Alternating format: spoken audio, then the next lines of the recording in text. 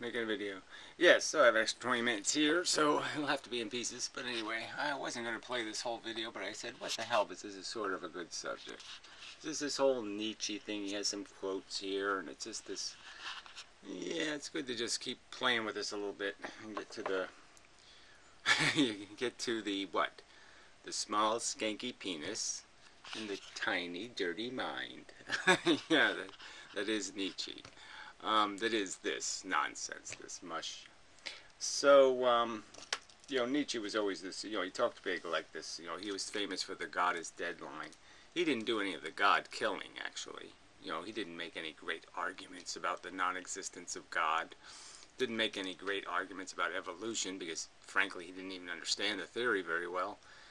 So he had absolutely nothing to do with it. He didn't kill any God. He merely announced it. He was just there to do the announcement. Oh, intellectually, we've realized it's a fable. Wow, aren't we brilliant? Yeah, I mean, it's laughable in hindsight. The fact that the whole human race couldn't say, oh shit, isn't this embarrassing? I mean, it's an embarrassment. Religion is a fucking embarrassment. That's all it is. It's all... I mean, frankly, and so this is another thing this guy talks about all the time is this guilt and all this other mush. It's like, I don't have any of that. I don't have a guilt problem. You know why? Because I don't live a dishonest life. I do the best I can, and I know my motive, primary motive is, first, do no harm. So I have nothing to be guilty about. If I make a mistake, I make a mistake. If I miscalculate, honestly, no harm, no foul. All I can say is, shit, I wish I could have done that better. That's all. No big deal. No crisis. Why is it a crisis to people like this? Because they know their intentions suck. Period. That's why guilt scares them. Yeah, it doesn't scare somebody who's trying their best. They're not trying. That's why guilt gets to them. I just realized that. Anyway, I mean, I was just wondering, what is all this thing about guilt? Guilt. Blah, blah, blah, blah, blah. No, I don't have any. I really don't have any, like, big heaping piles of it sitting somewhere. I just have enough of it to acknowledge that, I probably could do a little better. I could give a little bit more, but it just doesn't crush me. Not even close. Yeah, really. It's like a gnat landing on my something. Anyway, so let's play with this. I don't know if I should read the Nietzsche quotes first. I mean, Nietzsche was just such a little fucking... It just really was nothing. It was nothing. He was a diseased penis. Yeah, and how did that even happen? Probably because he was just a user. Bought himself some hookers. Alright, do you hear nothing as yet of the noise of the grave diggers who are burying God? Question mark. Yes, so at least he's calling them grave diggers who are burying God. So again, this insult to the scientists, to the thinkers who dare to walk the streets and maybe have an intelligent conversation. But they're grave diggers. That's who's burying God. God wasn't assassinated and well killed by something honorable. No, just grave diggers. Do we smell nothing as yet of the divine decomposition? Well, I mean, that would even be silly, correct? The decomposition, the divine decomposition, the realization that we have been swindled. Yeah, that should have some sort of smell. Disposing of our infantile diapers, this should be something to worry about? I don't think so. God's too decomposed, says you, which doesn't mean anything, right? I mean, Nietzsche's an idiot, right? So, I mean, really. So a fable decomposes. So if tomorrow I assassinate Henny Penny, and we no longer have this little fairy tale, and I kill Red Riding Hood, and I wipe out the 3 bears and Goldilocks, somehow, or Santa Claus, ooh, there would be some stench, there would be some leftover, there wouldn't be bricks in the road anymore, we wouldn't be able to travel or do anything, Because our whole structure is built on Santa Claus? No, I don't think so. God is dead. God remains dead. Yes, well, obviously not in any kind of real sense of the word, not in like real world. And the whole conversation was supposed to be about these intellectuals. So here we understand that this God fable is a fable. So what is the truth of our existence? Now the burden was on them to come up with ethics, to come up with some sort of sensible guidance regarding what's it all about then. And Nietzsche's answer was, be a bug. Look, evolution's got bugs in it, let's be bugs. Praying mantises look cool. Yeah, let's be a praying mantis. Wow, that takes a brilliant philosopher to do that. Be a crocodile. And that's all there is here. I'm sorry, people. You can all this poetry, all this mishmash. That's all he's saying. Well, anyway, let's just remember. God remains dead, and we have killed him. So again, Nietzsche taking credit when he threw no spears, he threw no arrows, he did nothing to kill the beast. Nothing. And he demonstrated himself an absolutely useless soldier in the sense that if he had been in the war, and he had actually killed the beast, he would be the epitome of the moron of a soldier, where he would be saying, now what? As if he doesn't even know what he killed. Here he is saying it. He doesn't even know why he was in the war. Right? He doesn't even know what the enemy is. Why was it worth killing God? Oh, that's right, because God was a lie. And unicorns are a fucking lie. And that's what Nietzsche replaced it with. Let's all go become roaring unicorn bucking bronco riders. Yeah, that's it. There's nothing else. Wow. Alright, anyway, let's read some more.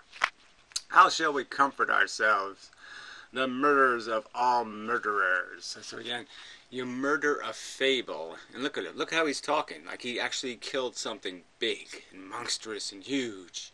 He killed an imbecilic idea, and he didn't even do it. Right, again, he's still saying he did it. He murdered God. He did nothing. Darwin had the balls to stand up, okay, and say, I can prove it now. Where was Nietzsche then? All right, nowhere to be seen. What was holiest and mightiest of all that the world has yet owned has bled to death under our knives. Whatever holiest is, who cares? Mightiest, again, mighty what? Mighty putty, mighty mush, mighty mouse, mighty... What is so mighty about this stupid fable? Gorillas figure out a way to holocaust each other. They go out and they basically commit genocide all the time. They don't need a god to do it. What made us so mighty when the human race was under this silly delusion? There was nothing mighty about it. It was the same dopey humans just killing people for the fucking money, mate, most of the time. They don't even believe in this god 99% of the time.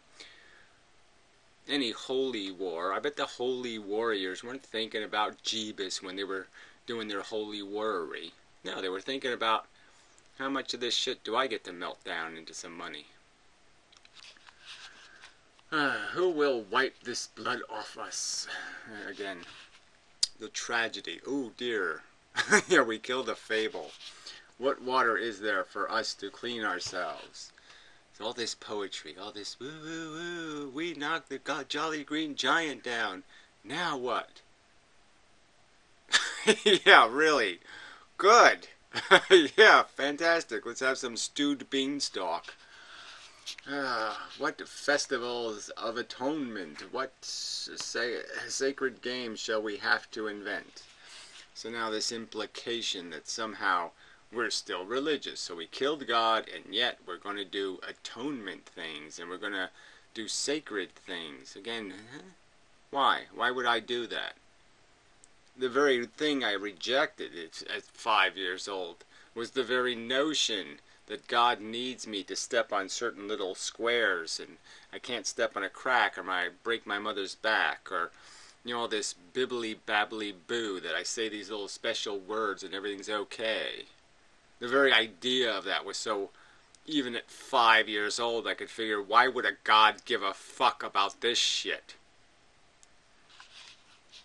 It's not the greatness of the deed too great. Is not the greatness of the deed too great for us? I mean, all this big talk. Well, we took a huge leap and killed a fable. Again, a fable. Must we ourselves not become gods simply to appear worthy of it?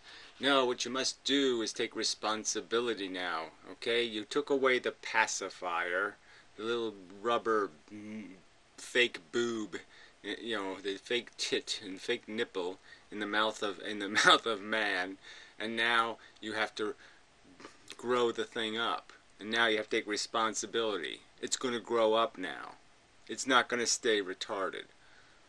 And what was Nietzsche's brilliant insight? Be a bug. There has never been a greater deed, and whosoever is born after us, this is the funny part, for the sake of this deed he will belong to a higher history than all history heretofore. Yes, inconvenient truthers. Yeah, their history is going to be so great. The nihilist, selfish, motherfucking cunt, randiest bastard pricks. Yeah, right. That this guy is, the poster child for. Ooh, Stalin's coming, Stalin's coming, Stalin's coming, Stalin's coming, Stalin's coming, Stalin's coming, Stalin's coming, Stalin's coming. I mean, come on. Fuck. Silly people. Pathetically silly. Really. So, a couple of comments are worthy. Well, Anticombat, I for one enjoy your intellectual mutilations. This video is top shelf. It's hilarious.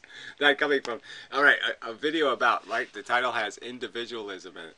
This is a guy who ratted conference report out to his bosses, to try to get him fired. Oh, because he showed his little naked willy.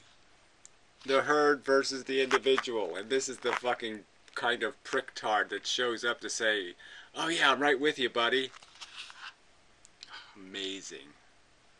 This is fucking amazing. And this dimwit in the morning. That's the problem. God is dead, but he is not buried yet. yeah, well, whatever. Obviously, he's not dead in the practical world, but yet he is supposed to be dead for intelligent people. And this is the joke. Antikondavad won't even call himself an atheist. He's saying, oh yeah, Nietzsche, Nietzsche, Nietzsche. Well, Nietzsche wouldn't be saying, oh no, I'm agnostic. Yeah, no, I killed God, but no, God still is. Their God theory is excellent. It's just they picked the wrong one. No, I don't think so. As long as there are still people who talk about mankind and nature. So she's one of these people that think no one can judge the natural process. We're not supposed to be smart enough to be able to figure out that it's a chemical process, that a DNA molecule replicates, and that the process of evolution is but ugly stupid. That it applies no sensible judgment. It doesn't have any sense of taste. Doesn't know a good play from a bad play. Doesn't know a good song from a bad song. And this dimwit would say, yeah, let it drive the bus. Let the 2-year-old drive, because I'm dumber than the 2-year-old. That is her speed. As if they stand above it. Well, that's what 100 billion neurons do, is they sort of give you this right to say, yeah, I stand a little bit above it. What do you think they're there to do? What do you think they do exactly? Do you not understand what a neuron is? Do you not understand its power? Oh, of course you don't, because you believe in unicorns, you retard. And they are not actually part of nature themselves. Well, again, what part of my neurology is owned by nature? As I can perceive it, it seems to me that it's a logic device, which doesn't have anything to do with nature. It's completely capable of collecting data and information, something nature is not capable of doing. What in exactly the evolutionary process, the war games, the rules of evolution. Show me something in the rules of evolution that have something to do with my intelligence. Some comparable component. Oh, that's right, there isn't one. Yes, Scott is dead and decomposing, but not buried. And the stench is terrible. Whatever that means, which is absolutely nothing sensible or rational. Because that's the other problem with these assholes, these Nietzsche suckers. They just, and Nietzsche deserves it, right? I mean, if you can't say anything explicitly, you deserve to be perverted through history. You deserve to be used by Nazis and any other kind of turd-licking motherfucking cunt. That should be your fate, because you didn't have the balls to say something straight. And Nietzsche obviously didn't have the balls to use real words to say something directly, and instead he just made a bunch of vague bullshitty-isms. No good deed goes unpunished. I mean, just silly cliches that don't mean a goddamn fucking thing. They're just nice little things that you exchange with each other when you're trying not to feel too shitty about bad results. That's it. That's all cliches are good for. Silver lining. That's all they are. They're just little poofs of silver lining to take the edge off the lightning. But that's it. Smart people should know that. They're not wisdom. They're not knowledge. They're not the truth. They're just little comforting pillows that sometimes you have to sit on when you have been fucked by life. Anyway. Alright, I'll be back. And we'll play video then, maybe.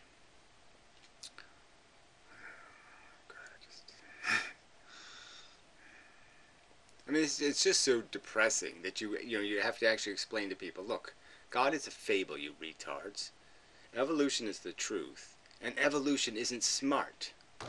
You don't follow the evolution flag in the parade. It doesn't stand for anything brilliant. It kills babies, you fuckers. It molests them and kills them. Anyway, until next time. Okay, we're back. Let's play some video. See where it goes. A bunch of evasive gobbledygook coming right up. What is God besides external meaning? Alright, what is that? Again, what is God except external meaning? It's a theory of our origins, our reality. That's what it is. It's a theory of creation. So there's two theories of creation, fundamentally. Theism and materialism. Materialism says it's a mechanical universe. It doesn't have any intelligent purpose. It's a bowling ball. It's not even a bowling ball, because that's thrown. The point would be it's like a rock falling down a hill. It's a mechanical process. What pushes the hill up so the rock can fall is as dumb as the force that erodes the rock down. It's a mechanism of explosion and contraction. No reason, no logic, just simple, crude rules of combination of relationship. And then in these very rare circumstances, something like this can be created. But this is a bug. This is just a tool-equipped molecule. I am the hardware that a molecule is driving. And the molecule has no brain, has no function. It just creates tanks circumstantially. No mission statement, no war, nothing to accomplish. That's the theory. So the one theory says mechanical, crude universe. The other theory says some kind of bullshit psychology that wants and needs made it. Yet the need and the wanting thing, the intelligent creator, somehow wasn't created. Two theories. One that reduces to nonsense, intelligence without a parent, and the other just a sad commentary on a crude mechanism. Duh. I think that, in my opinion, that's pretty much what God is. An external meaning. A meaning. Yeah, again, so what does that mean? An external meaning. What is this? Gobbledygook. That we find outside or beyond ourselves. Ourselves being what? A package of desires. Wow. So God is some sort of meaning outside the meaning of our own desires. Oh. Garbage. Just not drivel. This is fucking goddamn baby talk. Excuse my French, but Jesus. Ugh. And I think that that's pretty much what Nietzsche meant when in The Gay Science he said, God is dead. Yeah, I don't think that's what he meant. What he meant was, it's a silly idea. Yeah, us smart people have figured out how not to be stupidly fooled by a silly fable and call it the truth. So yeah, we're not calling a silly purpose fable the truth. And therefore, philosophically, we're left with a big empty hole where God used to be. The purpose engine is gone. The function is gone. The agenda is gone. And now we have to see, is there anything in here to value as an agenda? And as an idiot would, Nietzsche said, sure, I'll be a praying mantis. Fuck tard. Quote, do we hear nothing as yet of the noise of the grave diggers who are burying God? Do we smell nothing as yet of the divine decomposition? I didn't know he was going to read Gods it. too decompose. We God already is did dead. this. God remains dead. Wow, all this meaning. Henny Penny is dead. Henny Penny will remain dead. What does it mean? Henny Penny is dead. Ooh, no more apple crisis. Ooh. Yeah, nothing. And we have killed him. You haven't come close. See, this is the whole point, right? This isn't any different. You're no different than a religious nutter. You contrive purpose by creating mystery, just like the religious nutter. God works in mysterious ways. You're the one all confused and, ooh, the universe is mysterious. Ooh.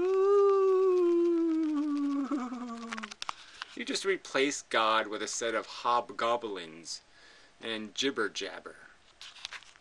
How shall we comfort ourselves, the murderers of all murderers? What was holiest and mightiest of all that the world has yet owned has bled to death. Yeah, again, like I said, it was nothing. It certainly wasn't the holiest, right? There was nothing holy about any of the fucking agenda of any religious nutter. Most of them, I would argue, that if you could give them a polygraph test, if you could test their authenticity, they did not believe in this silly mush.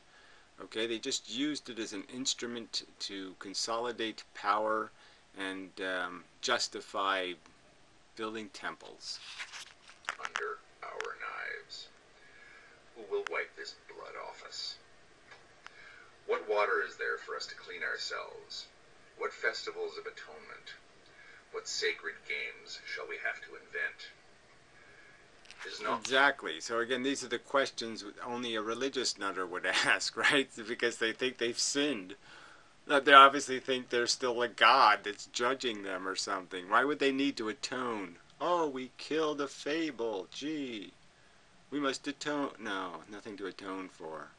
The fable was doing mankind no good. The greatness of this deed too great for us? Must we ourselves not become gods simply to appear worthy of it? Amazing kind of statement, right? I mean, in the sense that I'll be what the fake thing wasn't. So I mean, if I unwrite, Return of the Jedi, yeah. If I proved to everybody that the Return of the Jedi is a fable, I'm now better than a Jedi. Yeah, that would be kind of silly, wouldn't it? Yeah, it would be. There has never been a greater deed, and whoever is born after us, for the sake of this deed, he will belong to a higher history than all history hitherto. Yeah, right. That would be if you could actually admit you're an atheist, right? If you could actually take responsibility for being atheist. But you can't do that because you're too much of a pussy. So you can't enjoy the fresh air because you're still looking for some god anus to shove your nose in. Some fucking unicorn's butt to shove your big fat fucking proboscis into. Like I said in my video yesterday, I get the distinct impression from Nietzsche that... Well, that's because you don't know Nietzsche. I bet if Nietzsche was alive, he'd think you were one motherfucking cunt of an asshole. And I bet you he'd say, hey, Gary, I think you got something there. Yeah, I think that's what he would do. I think he'd have to concede that you're talking absolute fucking crack shit bullshit. As, you know, sort of the old saw about I buried my wife and danced on our grave.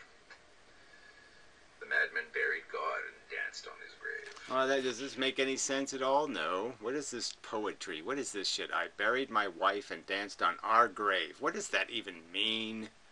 Drivel, drivel, mush, mush, gloop, gloop. Buried external meaning. Buried the need even for a meaning outside of ourselves. A need for a meaning outside of ourselves. And you're the one saying you don't know, that you can't figure it out. It's all mysterious. Ooh, how does the universe do what it's doing? Ooh. Yeah, you didn't bury anything. You moved it from the exterior, and you drank the zombie blood of the dead god, or whatever. Internalized it into excuse making. A meaning that is to be handed to us, not a meaning that we ourselves sit down and craft. No, right, exactly. So when he says a meaning we sit down and craft, that means just a lie we live by. Oh, you're going to tell us there's these inconvenient truths. We're going to say, well, fuck, they are inconvenient. We don't want to deal with it. We'll run away, so we'll just paint smiley faces on it. Pussy, dickless fuck, weasel-riding bastards. We're alone in a truly Sophian sense. But does that aloneness have to kill us? Can it? Well, again, where is that even the question? It's not even part of the question at all. Your desire still exists. You're still hungry. Food still tastes good. None of this, nothing. It doesn't change anything. If it doesn't necessitate any change, except that it makes you rational enough to say, well, gee, I'm sure as fuck not going to sentence some kid to this nonsense. Yeah, I'm stuck playing kind of a lame game, but I'll play it out. But again, false, straw man, scapegoat, whatever. It's a straw man argument. No one's killing you. A dead god does not kill one's soul. Doesn't fucking evacuate your personality. It doesn't evacuate your hormones. It really doesn't. This is just such a lie. Can't live without it? Yeah, you can. Easy. It also set us free. And you're obviously not free. So again, there's all this talk, you're free. You're not a free man. You are as bound and crippled by your fucking fear and hope as any fucking sissy. Yeah, philosophical sissy. In The Shawshank Redemption. No, really. Some more argument from Movietum. Wow, too cool. A fellow was wrongly convicted and tossed into prison sort of, one could say that that's a metaphor for birth. We didn't ask to be here. We didn't do anything to warrant being here. We were just thrown in here in this world. And the movie deals with an issue, institutionalization, getting used to being in prison and actually... Yeah, that's right. It's just a whole big fat lie of a movie anyway, right? So the guy, we never see him do, like, dig one of his magic tunnel to freedom. you know, um, you know, and most prisoners won't have access to millions of dollars to steal. So anyway, it's just all, it doesn't have anything to do with reality, buddy. Newsflash, it's a fucking movie. Starting to like your prison. Or like being in. Yeah, well, most of the people in prison, guess what, aren't innocent. And they are actually psychological cripples. That's why they're in prison, because they can't psychologically deal with life in any kind of rational, productive way. So they have to be thrown in prison because they're idiots and takers and morons. And so, yes, they're crippled. They need something. They need a cage. If they don't need a cage, they need guide bars. They need training wheels. They need something because they can't fucking ride the mental bike correctly. In prison. And a fellow by the name of Brooks is released after serving a very long time. He's been institutionalized. Right, this is a movie, and even if there were Brookses in the world, you know, men who were released from prison after being in prison for 30 or 40 years, one could imagine that their whole habitual life would be caught up in that. And if you put them in the real world in some really shitty job, that they would say, fuck this, I was getting 3 squares a day just for farting and sitting in my ass. Why do I want to live in this rat race? So the fact that a few prisoners might kill themselves rather than live in our fucking grind world where, here, make $5 an hour, beat your body to death, work yourself till you're too tired to do anything else, and say, ooh, I'm living a great life. Yeah, right. He's made some sort of meaning of being in prison. Yeah, well, exactly wrong. He's acclimated. He hasn't made any meaning out of it. Alright, he's just found that dungeon better than the dungeon of being fucking used up by you capitalist scum. And when he's released, he is robbed of his meaning. No, he's robbed of his 3 meals a day for sitting on his ass farting. God is dead, and he has nowhere else to go. He must die. Again, so is this a reasonable metaphor, a comparison? Oh, I have to sacrifice my Henny Penny story, and that's just like leaving prison and having to go get a job. No, it's nothing like that. God is an idiotic fable. How can it possibly be some sort of difficult thing to embrace? The idea that there's not a psychotic lunatic in a crazy heaven where you don't even get to have sex? Oh, I'm going to miss out on hell and the paradise of sitting around in what? Folding chairs, twiddling my fucking thumbs? Forever? Yeah, thank you. I'll happily say thank you very much, but no thank you. Even he realizes this because he relies upon the walls around him. That's what they said in that conversation. Yeah, that's what they said. That's what this is. Blah, blah, blah. All this nothing that has anything to do with anything real in the real world at all. Nothing to do with real philosophy. Nothing to do with real human psychology. All a bunch of deviant, elitist, fucked-hearted nonsense. It doesn't have anything to do with the real world where real capitalist exploitinous pigs just keep taking advantage of other people. Between the main character and Morgan Freeman's character. You get institutionalized and pretty soon you start to rely on these damn walls. Again, and by comparison to what? Oh yes, in society they'll give you a nice cardboard box to live in. Yeah, sure. What is this shit? Those walls are gone. Fear. Um, Yes, you're going to have to be used up by some capitalist scum who'll, like I said, work you to death for $5 an hour to his convenience. well, the movie, I think, can't escape the Christian idea of hope and redemption. Oh, bullshit. I think that the movie kind of fails, but, it is selling the idea of conventional. It's selling the idea of happily ever after, like every other 900 other million movies, right? Because it doesn't even have a rational ending. Oh, yes, well, he got some land in Mexico, and he's down there, and the other guy shows up, and what? They lived happily ever after, what? Drinking, pina coladas or something? No, they got cancer and died.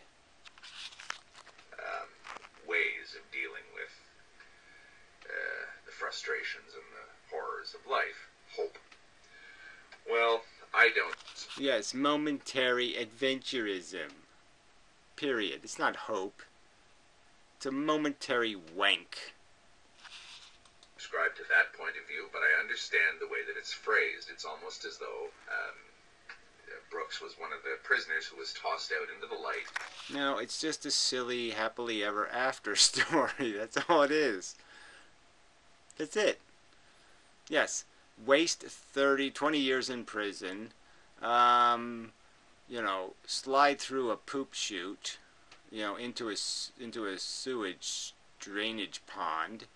Clean yourself off, and then miraculously get all your stolen money and run away to Mexico. And now you've had a good life somehow? I mean, somehow the 20 years in prison didn't happen?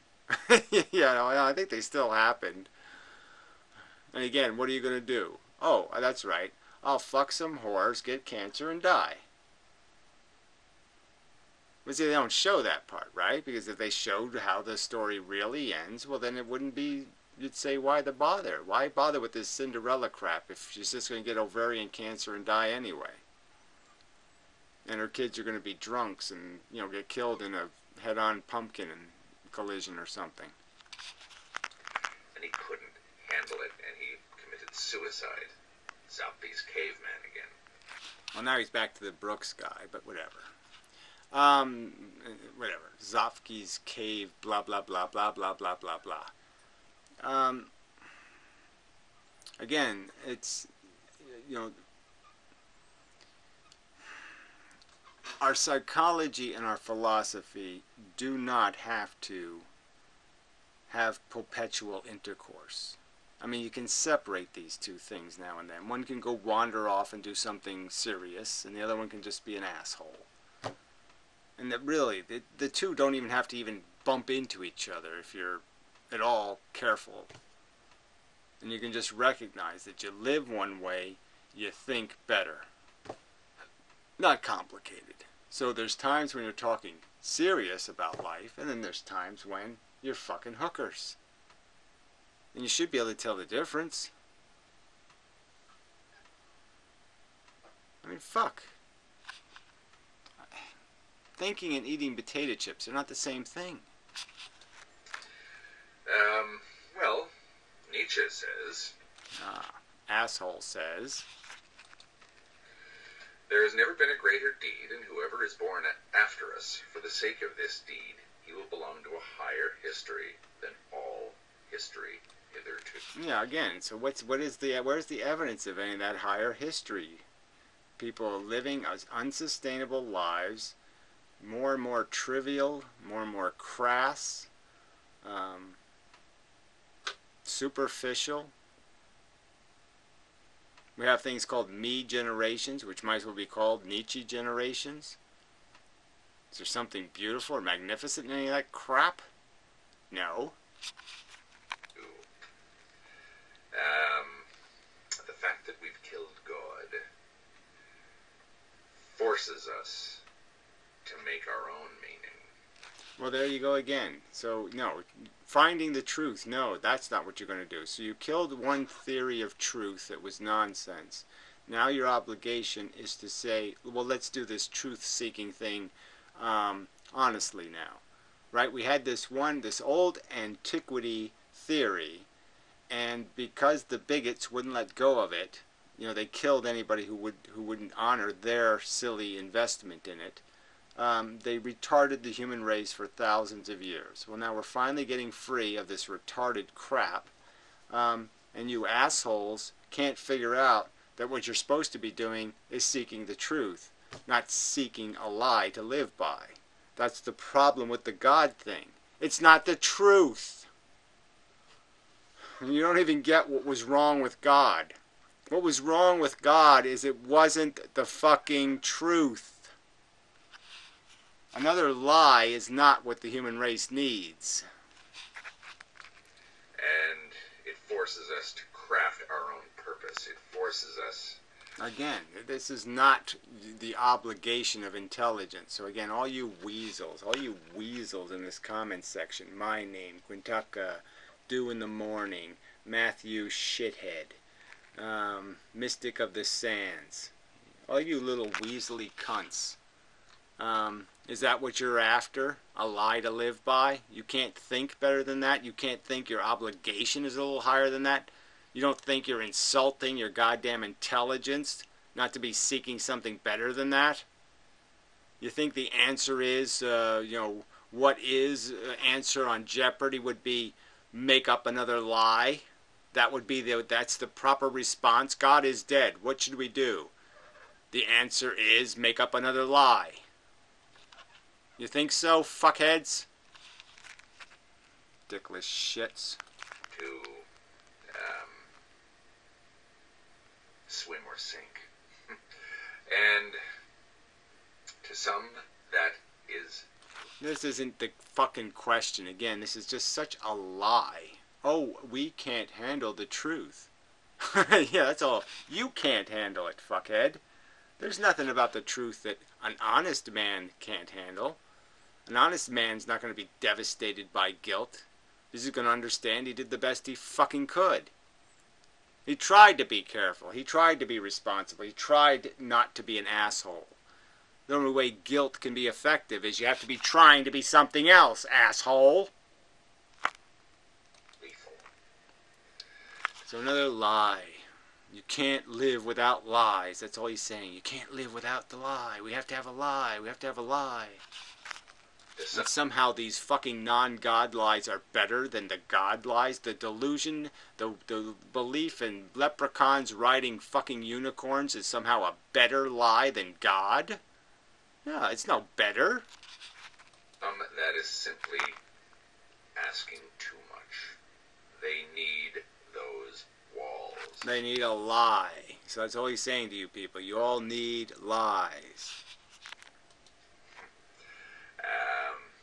That's of course why the madman in the gay science doesn't understand, or is misunderstood by everybody. They want those walls there. Thank you very much. Now, who are you talking about? Again, you haven't buried any God. You're the one desperate for a wall made out of safe little soft unicorns. You run away to. Evade responsibility.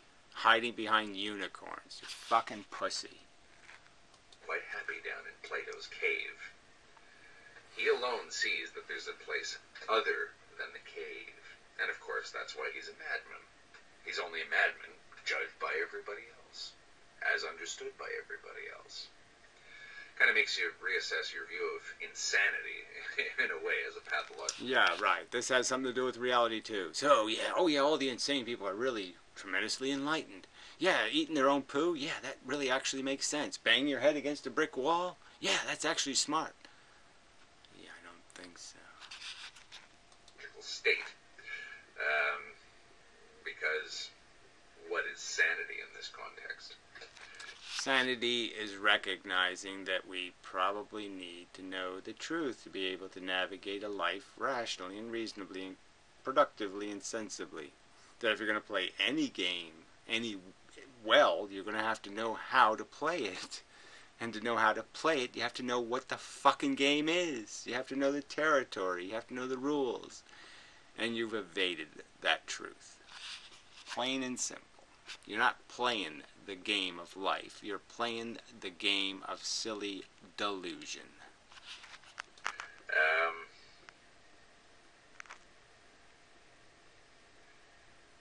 I don't really know how we can reconcile this, and I think that it's inevitably... Reconcile again? What? Like there's some dilemma. There's a preposterously silly theory of reality. God done it. There's a perfectly rational theory of reality. Evolution done it. And has incidentally created this incredibly bizarre consciousness thing in which all of these feelings take place in these sentient organisms, and these experiences have what appears to be value. It appears that there's a tremendous amount of value in a conscious experience, as related to the experience of an unconscious pen. A conscious brain seems tremendously different than an unconscious pen.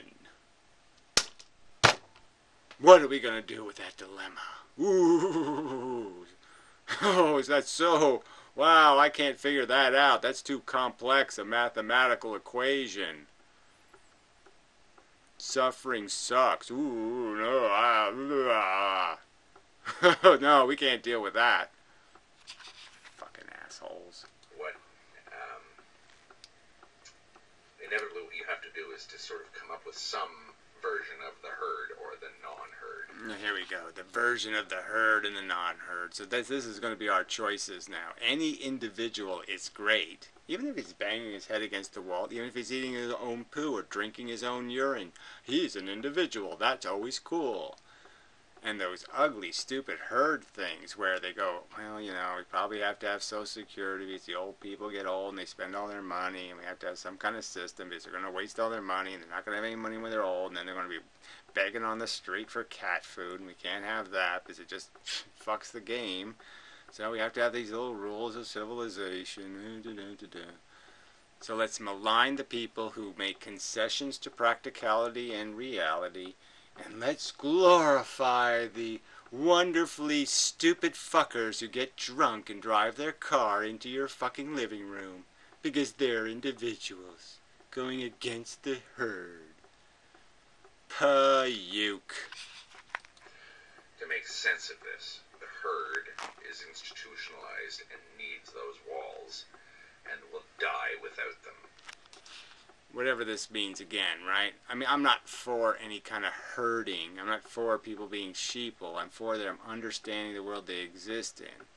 And if everybody says, hey, it's pretty cool when you watch the first human land on the moon, I'd say, I don't know if that's really herd, right? I think that's an honest impression that the human beings have. It's like they're not being told that this is sort of interesting. They're just getting it on their own, that wow, that's really something. Human beings finally did something. They went across the thing and the whole thing, and they walked on the moon. It's pretty impressive. Now when they all go to rush out and buy a Coke, well, maybe you have an argument, or Gucci shoes or something. You know, when they're buying designer clothes, well, maybe you can have some sort of herd conversation with human beings then and insult the integrity of their values. But some values we all have because guess what? The thing is valuable, and we're all recognizing it. Dr. Salk or something. Yeah, we can all say, wow, great job, guy. Yeah. Other people are non-institutionalized and can't be institutionalized and seem to require something else. Ah, so we don't even know who he's talking about here, do we? No, we don't. Name names, please. Can you give a real-world example for a change? Instead of fantasy characters or dead people? It's interesting that the character Brooks is released from prison, and of course, what's his face there, Tim Robbins, Andy Dufresne's character escapes from prison.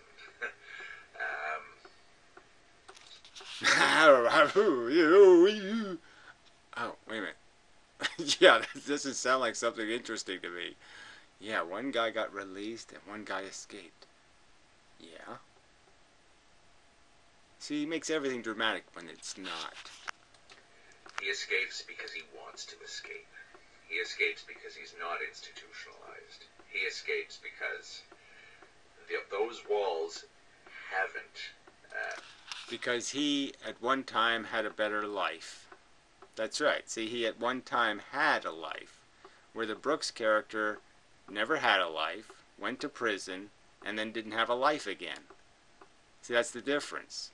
Now, if the other character escaped for prison and hadn't stolen a bunch of money from the, prison warden guy, then he'd be just a homeless guy trying to get by.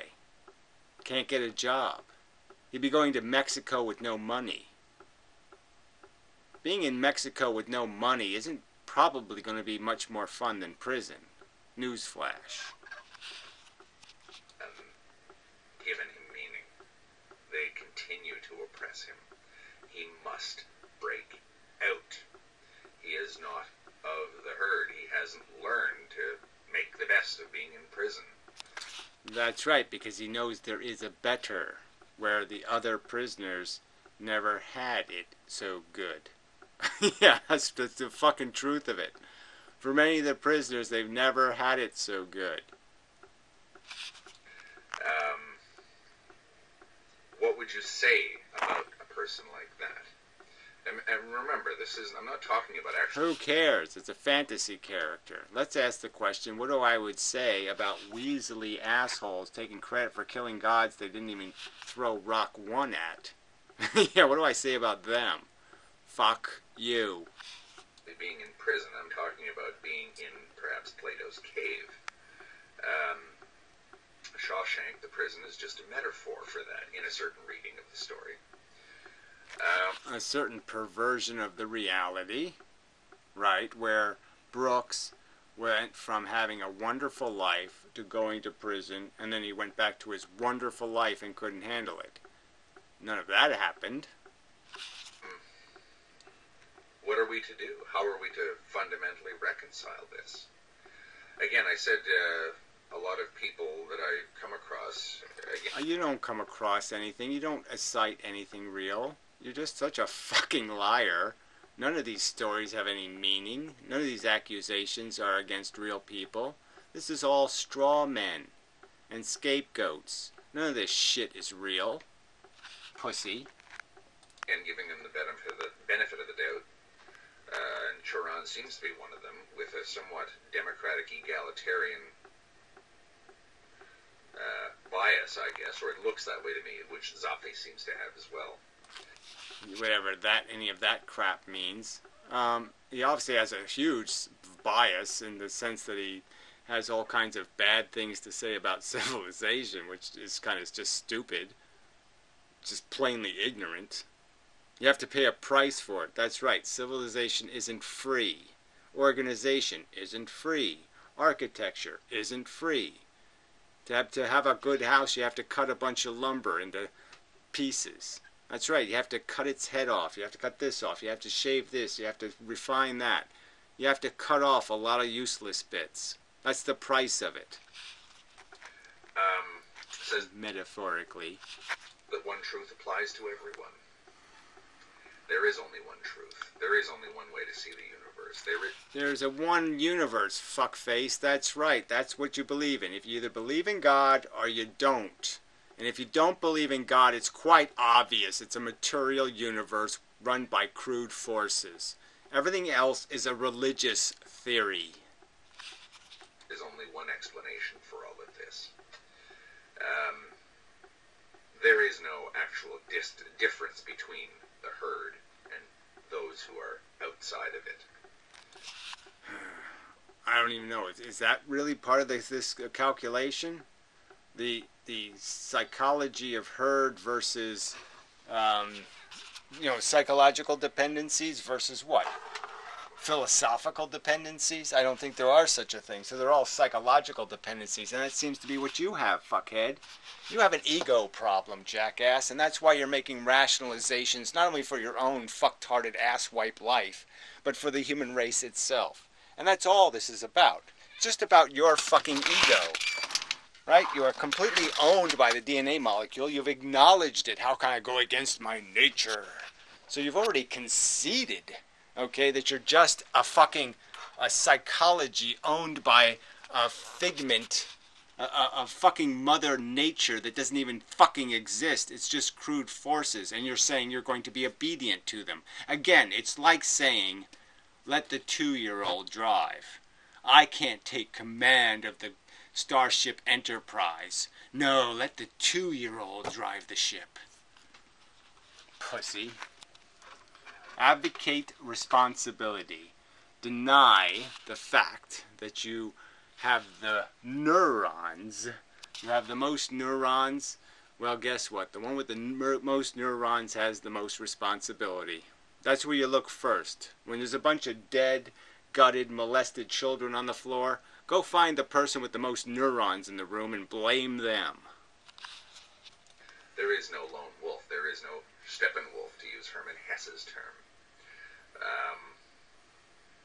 Whereas, perhaps it comes easily to someone as arrogant as I am, but... You know, somebody as weaselly and cowardly as you are. My mind seems to militate against that view. I've attempted to institutionalize myself many times in life, and in certain ways I am overtly institutionalized. Yeah, so what's the point of this conversation? I've attempted to institutionalize myself, and I am institutionalized. There you go again, another stupid, idiotic contradiction. Again, you can't even do this. You can't even fucking have a conversation that's worth fucking having. Again, you assholes who comment on this douchebags videos, is that how you think people should talk? You think that's a great way to argue arguments? Argue from both sides of the argument? Weasels? Mystic of the Sands? Is that reasonable? Is this a reasonable thing to fucking goddamn say? I tried to be institutionalized, but I am already institutionalized, so I probably can't be institutionalized because I already am institutionalized. What's the fucking point? I have a job and a family and a house in the suburbs. Kind of a tumble-down working-class suburb, but it's still the suburb. Yes, and you're just a fucking cliche whatever, Stalin bigot, you know, pigeonholing everything. Ooh, you're a commie. You're not one of us. Commie, commie, commie. Red baiting, race baiting, ethnicity baiting. You're just such a fucking cliche herd mentality. Verbs. Catholic baiting. I mean, come on, you just, everything you say, everything you talk about as a herd monster. But I can't take it all as seriously as everyone else seems to take it. Yeah, no, you can't take the responsibility of having neurons. That's right, as everyone else, and by everyone else you mean, oh, everyone else who seems to be intelligent. Yes, exactly. You can't handle the obligations of intelligent conversation, intelligent thought, or intelligent advocation for solution.